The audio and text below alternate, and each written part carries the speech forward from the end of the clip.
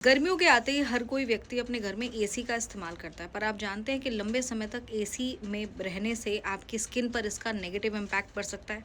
आपकी पूरी हेल्थ पर इसका बहुत ही बुरा प्रभाव पड़ सकता है। तो आइए हम जानेंगे ज़्यादा समय तक अगर हम एसी के हवा में या एसी वाले रूम में रहते हैं तो इसका क्या नेगेटिव इम्पैक्ट पड़ता है हमारी हेल्थ के ऊपर।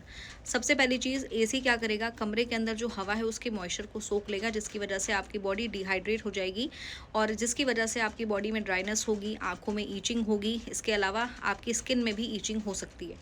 दूसरा, अगर हम बात करें तो ये मसल्स में आपके पेन हो सकता है, जॉइंट्स में पेन हो सकता है, क्योंकि मसल में सिकुड़न होगी, क्योंकि टेम्परेचर कम रहेगा, जिसकी वजह से कॉन्ट्रैक्शन मसल्स में ज़्यादा होगा और ब्लड फ्लो धीमा होगा।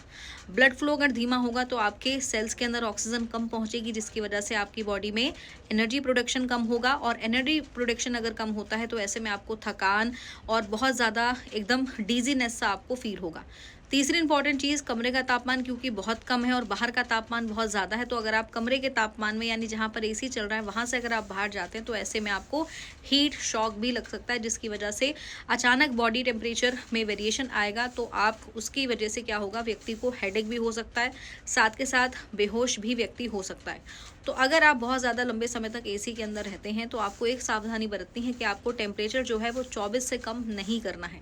इतना टेम्परेचर अगर आप रखेंगे तभी इसका नेगेटिव इम्पैक्ट आपके हेल्थ के ऊपर नहीं पड़ेगा। और कोशिश करिए कि बहुत ज़्यादा एसी के कमरे में रहने को थोड़ा सा अवॉइड करें।